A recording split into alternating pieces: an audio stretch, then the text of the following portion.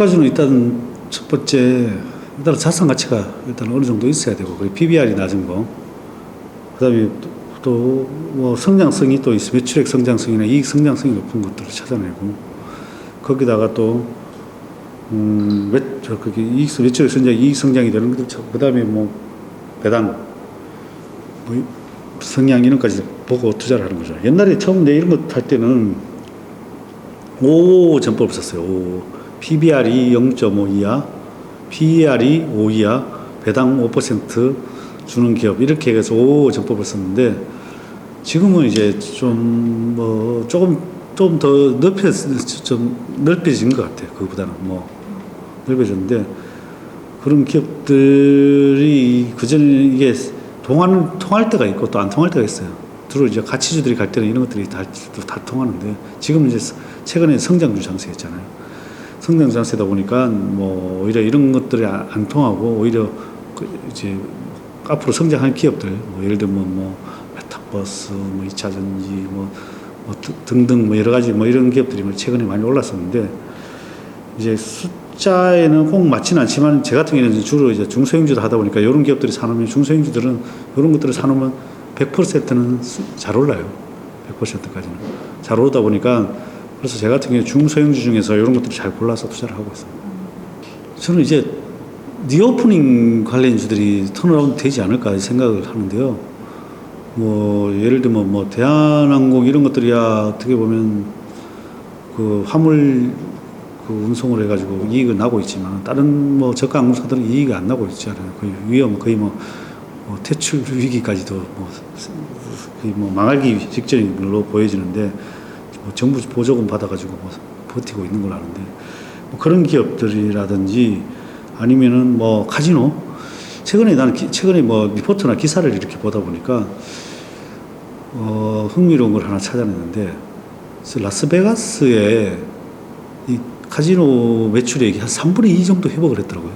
3분의 2 정도 회복했고, 물론 우리나라 강원랜드도 매출액을 회복하고 있고, 이제 그걸 봐서는 일단은 가치 자체 카지노는 회복이 되고 있는 거예요. 이제 그러나 오히려 라스베가스 같은 경우에는 이게 1인당 매출액이 더 많이 늘어났더라고.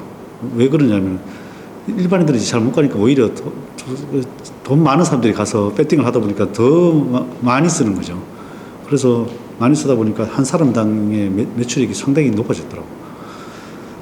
그런데 저는 이제 개인적으로 이 오미크론이 오히려 더 기폭제가 돼가지고 더 많은 사람이 걸리고 감기처럼 지나가고, 그리고 경구형 치료제로 치료가 되고, 앞으로는 처방받고 여행을 좀 더 자유로워지지 않을까, 저는 개인적으로 그렇게 보고 있거든요. 그러면 이제 여행도 자유로워지고, 그러면 어디 밖으로 이렇게 돌아다니면서 영화관 이런 것도 할 수 있다고 생각하고, 그래서 지금 오히려 리오프닝 관련주들이 대부분 턴어라운드 기업이지 않을까, 저는 개인적으로 그래서 여행, 항공, 그다음에 면세점, 또 카지노, 영화관 이런 것들 중에서 잘 고르시면, 그리고 많이 올랐는 거는 이제 주로 이제 오히려 보지 말고, 그 전에 거의 소외받았던 것 중에서 주로 턴이 되면은 이런 것들이 이제 가파르게 올라갈 가능성이 있겠죠. 첫 번째가 아까 좀 전에 얘기했다시피 이렇게 턴어라운드 되는 기업들 잘 찾으시면, 이거는 턴어라운드 되면 거의 10배가 나더라고요. 그래서 거의 회사가 망하다가 살아난 거니까, 망할 뻔하다 살아나니까, 거기다 이익 성장이 계속 더 받쳐지면서 올라가면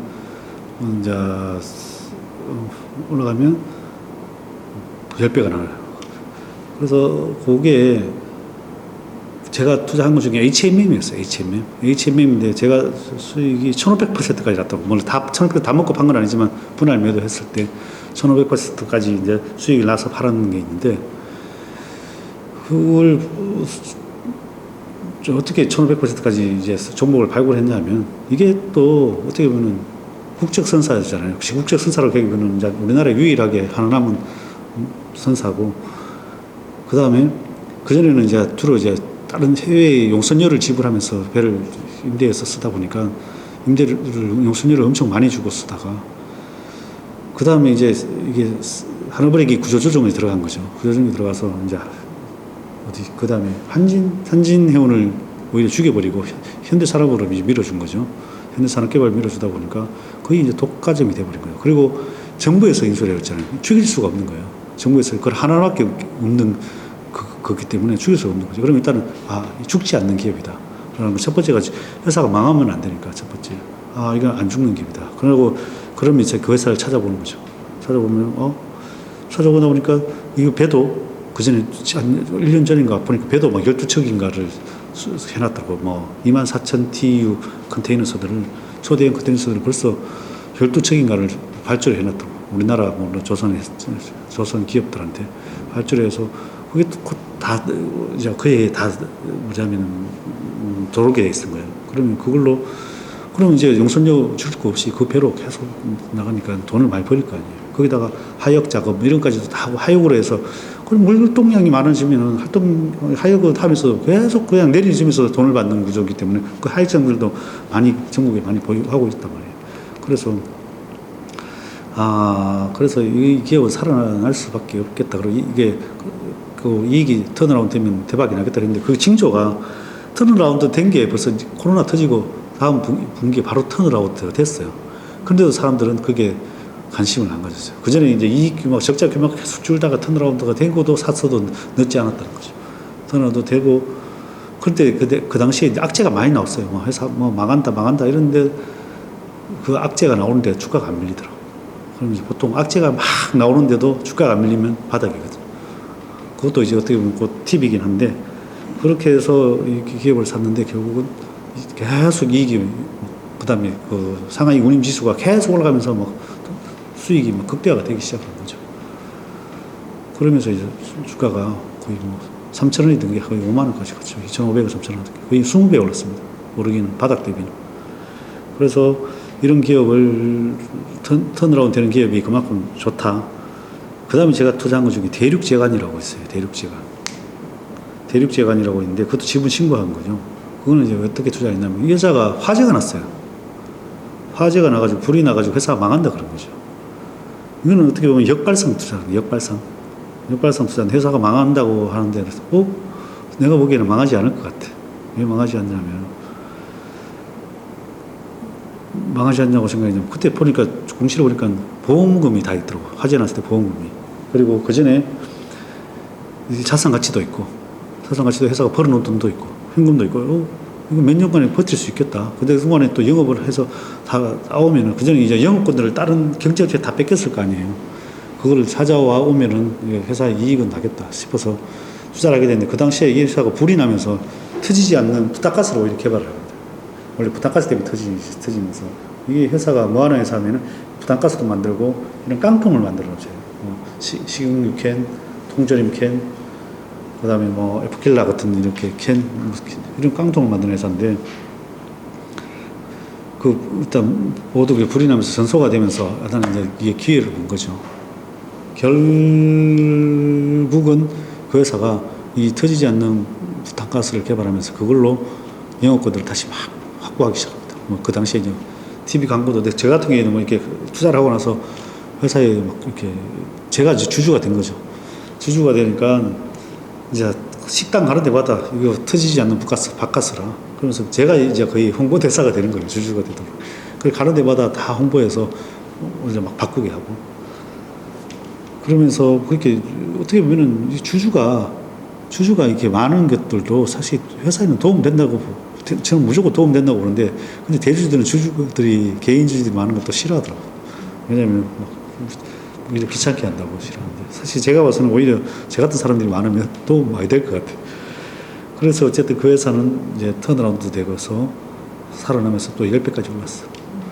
그래서 제가 투자한 데 10배까지 올랐고, 그것도 분할 매도해서 이제 이익 실현했고. 그래서 일단은 어떻게 역발상 투자, 그 다음에 또 돈을 벌 수 있는 게 신사업 제출하는 거예요. 새로운 사업이라는 건 전혀 이제 그 전에 꿀뚝 사업이었다가 새로운 사람이 추가되거나 아니면은 새로운 컨텐츠가 나온다는 거는, 예를 들면 삼성 출판사 같은 기업들은 그 전에 이제 출판하고 원래 자산 가치도 있고 안정적인, 이 회사도 제가 투자를 했었는데 안정적인 기업이었는데 저기 뭐 배당도 많이 주고 뭐 고속도로 휴게소 사업도 하고 뭐 이렇게 해서 배당도 많이 주는 기업이었는데 뭐 출판 뭐 애기들 뭐 책 출판해가지고 그것도 괜찮은데 갑자기 이 회사 아기상어 그 컨텐츠가 터지면서 이렇게 컨텐츠가 뭐 10배 이상이 나온 거고 그래서 새로운 컨텐츠가 잘 터지거나 다음에 이제 새로운 신사업이 추가되는 건데 지금 또 내가 투자한 것 중에 국일제지라고 있어요. 국일제지라고 있는데 이 국일제지는 어떻게 올랐냐면 이거는 이제 회사가 자산 가치가 상당히 있었죠. 아까 조금 전에 얘기했다시피 뭐 회사가 뭐 성장 기준은 높지는 않지만 이 회사는 뭐 하는 회사냐면 이렇게 아주 얇은 종이 박엽지라고 하는데 주로 담배 지종이 담배 껍질에 싸는 얇은 종이 그 다음에 껌종이 은박지 같은 거 그 밑에 얇은 종이 이런 걸 주로 만드는 업체인데 그때 독과점이었어요. 그러다 보니까 뭐 매출액 대비 이익이 상당히 높았어요. 독과점이다 보니까. 근데 어떻게 보면 그래도 담배 지종 자체가 진짜 좀 사양 산업이잖아요. 그래서 사양 산업이고 근데 이 회사를 보니까 땅이 상당히 많더라고요. 땅이 많고 용인에 땅도 있고 또 밑에 자회사 중에 자회사가 또 땅인데 그 회사가 또 실적이 별로였어요. 그래서 오히려 이거 턴어라운드 될 수 있겠다. 왜냐면 신사업을 진출할 수 있겠다 새로 그렇게 판단을 하고 뭐 투자를 했는데 그게 또 어떻게 보면 자꾸 그렇게도 탐방도 가고 했었죠. 회사에 가면서 대주주의 니즈를 좀 파악을 한 거죠. 새로운 사업에 또 관심이 있구나 판단을 하고 투자를 했는데 결국은 새로운 사업이 자꾸 추가가 되면서 그다음에 이제 결국은 이 회사가 뭐가 추가됐냐면 뭐 그래핀 사업, 그래핀 소재를 이제 계속 만들겠다 해서 뭐 공장까지 만들고 뭐 이렇게 하면서 회사가 거의 100배까지 올랐습니다. 100배까지 올랐는데 뭐 저는 이제 거기까지는 못 먹고 뭐 이렇게 분할 매도 하다 보니까 한 10배 정도까지 먹고 팔았는데 그렇게 이제 올라간 기업이 있고 그래서 결국은 이런 기업들 이제 신사업 추가되는 기업 그 다음에 이제 또 돈을 벌 수 있는 이제 텐백을 찾는 방법은 대위기를 노려야 해요. 대위기가 뭐냐면 결국은 제가 좀 전에 처음에 얘기했는 IMF 때 투자했는 게 그때 대위기잖아요. IMF 때 투자했는 게 뭐 아까 물론 뭐 새로운 트렌드이기도 하지만은 그 위기 때 투자해서 된 거고 그 다음에 최근에 코로나 때 잘 보시면은 코로나 때 투자하신 분들을 10배 오른 것들 엄청 많아요. 종목 중에 최소 못 오른 게 100%고 못 오른 게 100%고 뭐 10배가 난 종목도 뭐 이런 카카오 같은 것도 10배가 났어요. 그렇게 이렇게 많이 떨어졌을 때 사야 돈을 벌 수 있다는 거죠. 대위기를 노리라고. 그 다음에 이제 메가트렌드라는 거는 주로 이제 큰 혁명 같은 거죠. 혁명이라는 게 1차 산업혁명, 철도 버블이 생겼을 때 철도 산업 관련들이 엄청나게 주가가 올라갔고 2차 산업혁명은 뭐 전화, 전기, 자동차 이런 것들이 생기면서 막 2차 산업혁명이 생기면서 또 그런 산업군들이 엄청나게 올랐고 또 3차 산업혁명은 인터넷 시대가 열리면서 2000년도 밀리니엄 버블이 일어났잖아요. 그럼 인터넷 짜만 들어가도 그 당시에 묻지마 상한가 들어가고 있었죠. 저는 물론 그때도 그래서 투자를 했지만은 그 3차 산업혁명 때 또 투자한 게 제가 얘기했다시피 LG정보통신, KTF 이런 거죠.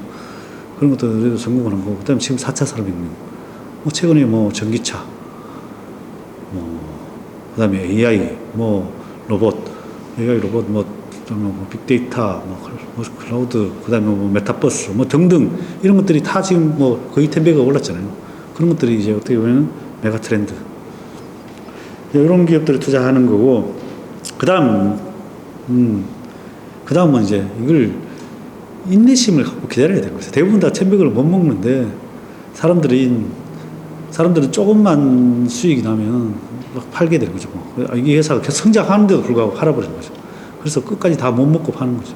그래서 대부분 다 못 먹는데 결국은 내가 인내심을 갖고 기다리지 못하면 안 되는 거예요. 쉬운데 사람들이 못 하는 거죠. 그래서 사람들은 대단한 기법이 이제 별거 없네 하지만 대부분 실천을 안 해서 그런 거죠.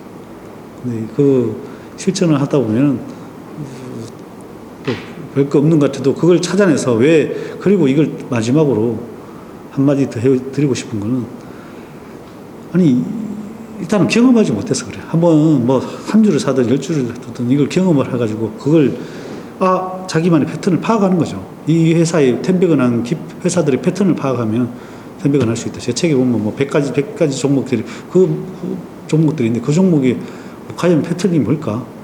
뭐 때문에 이 사람이 이 회사가 텐백을 났을까를 파악하시면은 아마 텐백을 찾는 종목들이 지금 몇 가지 내가 종목들을 예를 들었지만 그 특징을 파악해서 그렇게 투자하시면 뭐 텐백은 하지 않을까 생각을 합니다. 앞으로 갈 수 있는 것들은 뭐 있냐면 양자 컴퓨터, 그 다음에 뭐 줄기세포, 또 뭐 유전자 가위를 이용한 또 이종장기. 아직 뭐 최근에도 보면 기사상에 보면 미국에서 이종장기를 돼지 심장을 가지고 이식을 성공했다 그러더라고요. 국내에도 물론 그런 기업이 있을 걸로 보고 그런 것들을 잘 찾아서 투자하시면 또 텐베그가 날 걸로 보여지고, 그리고 뭐 조금 뭐 더 먼 미래이긴 하지만 결국은 하늘을 나는 차들은 또 생길 거고, 그리고 뭐 물론 우주항공 시대도 열릴 거고, 우주항공, 그리고 뭐 물론 뭐 그거는 조금 더 그것도 먼 미래이긴 하지만 어쨌든 뭐 우주 여행을 갔다 오곤 했잖아요 지금.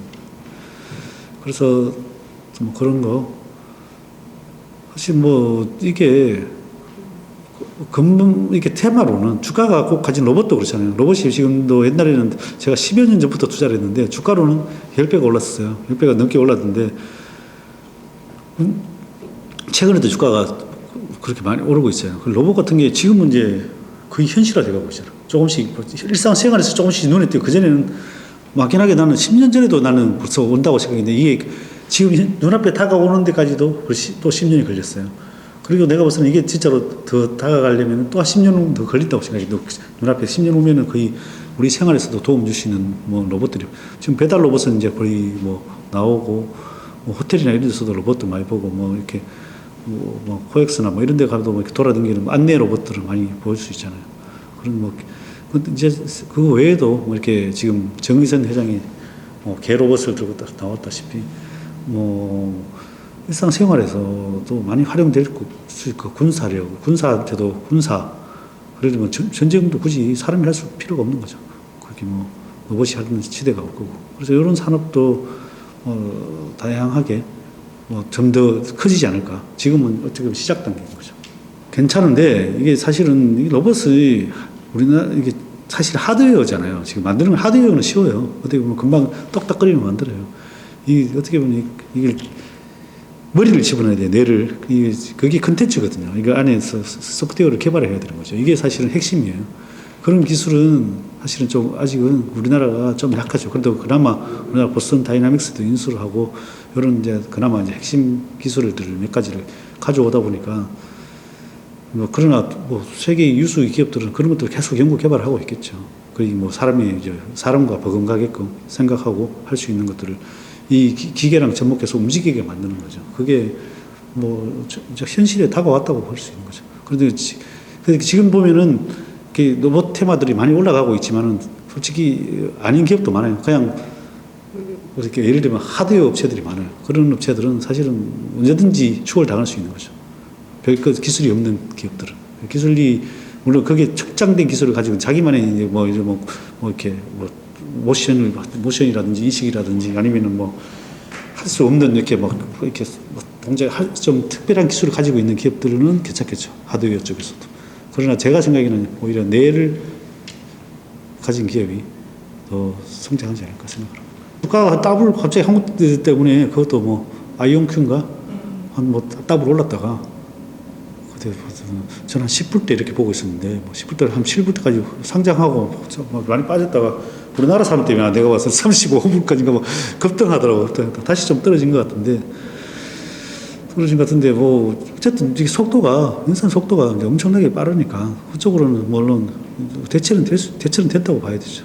그래서 그거는 이제 거기에 관련 기업들이 뭐 미국에 한 2-3개 업체가 있던데 우리나라는 아직 좀 기술력이 좀 딸리는 것 같고, 그런 기업을 어쨌든 뭐 저는 괜찮게 보고 있습니다. 그게 현실화되지 할 날이 멀지 않았다고 생각을 합니다. 그래서 하여튼 뭐 일단 쉬운 장은 아닌 것 같아요. 왜냐하면 일단 금리 인상 시기가 시작됐고, 뭐 일단 물론 인플레이션 때문에 시작을 된 거고, 그 다음에 두 번째로 또 악재는 지금 내일하고 모레 또 LG 에너지 솔루션, LG 엔솔 상장이잖아요. 그게 시중에 자금을 엄청 빨아먹어요. 지금 얼마냐.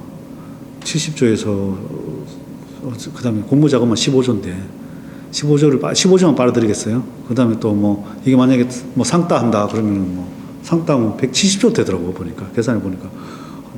물론 그까지는 안 갈 것 같아요. 제 개인적인 생각은. 왜냐하면, 이게 과연 110조의 가치가 있을까? 저는 한 100조 뭐 정도면 그래도 몰라, 제 개인적인 생각은 과하다. 그러나 너무 이게 뭐 이번에 1경 5천조가 몰렸다 그러더라고요. 그죠? 그래서, 그러나 지금 어쨌든 예탁 자금이 뭐 60조 대 이런 데 이게 15조, 20조를 빨아들이면, 죄송합니다. 15조, 20조를 빨아들이면 어쨌든 시장에는 부정적이다. 그런데 올해 또 이 대여급이 10개가 넘어요. 상장하는 게. 뭐, 조단위 뭐, 상장하는 게 뭐, 올리브영부터 마켓컬리 하여튼 뭐 등등, 하여튼 무슨 엄청 많아요. 10개가 있는데, 뭐, 현대, 엔지니어링 등등. 다 이 조단위가 넘어요. 다 조단위 넘는, 그러면 이게 제가 봤을 때 시중 자금을 한 30조는 빨아들일 것 같은데. 해서, 그러면 어쨌든 우리 증시시장에는 악재죠. 그래서 이게 그렇다고 이 외국인이 그 30조라는 그 돈이 들어오지는 않을 것 같거든요. 그렇다고 뭐 기관 수급이 넉넉한 것도 아니고. 그리고 또 단점은 또 요즘 뭐 ETF 너무 엄청 발매하고 있잖아요. 뭐 ETF 발매. 물론 그것 때문에 시장이 더 긍정적인 역할을 하지만은 그 ETF가 결국은 또 시중 자금을 또 한캔에서 잡아먹는 거죠. 물론 그걸로 또 주식을 사니까 같은 개념으로 볼 수는 있으나. 그래서 제가 생각하기에는 올해 상반기는 좋지 않다. 그러나 이제 하반기는 실적이 나오는 장세가 되면서 오히려 좀 괜찮지 않을까. 그래서 1분기, 왜냐 주식을 또 선행을 하니까, 선행을 한다는 거는 한 3개월, 6개월 선행하다 보니까 뭐 빠르면 1분기 전으로 상승할 수 있지 않을까. 1분기 실적 발표 전으로. 그래서 그렇게 보고 있고, 왜 또 하반기에 실적이 잘 나올 수밖에 없냐고 보냐면, 지금 시스템 반도체가 공급이 부족하기 때문에 제품을 팔고 싶어도, 예를 들면 자동차를 따지면 팔고 싶어도 못 파는 거예요. 작년에도 뭐 수주를 받은 거에 대해서 안 나간 게 뭐 10% 넘거든요. 그러면 8,700만 대였는데 8천만 대밖에 못 팔았다 그러더라고. 수주를 받은 거는. 그러면은 올해 또 그거 플러스 뭐 계속 이렇게 어떻게 보면 이렇게 경기가 더 활성화되면서 오히려 이제 소비 업종들이 더 잘 나간다고 보거든요. 그러면 이제 뭐 자동차, 뭐 가전제품, 뭐 핸드폰, 뭐 이런 것들이 다 교체를 하는 거죠. 또 리오프닝이 시작되면서 그런 것들이 이제 소비가 더 활성화된다고 보여져요. 또 왜냐하면 고용이 더 창출이 되니까. 리오프닝 되면서 고용이 창출되고, 그 창출된 사람들이 쓰는 장세가 2차 소비 장세예요. 소비 장세가 오면, 그러면 이제 내년 올 하반기에 그런 소비 장세가 오면서 더 수요가 많이 늘어나면서 실적이 더 동반되는 거죠. 그걸 예측한다면은 좀 하반기, 그렇게 상저하고로 저는 예측하고 있습니다.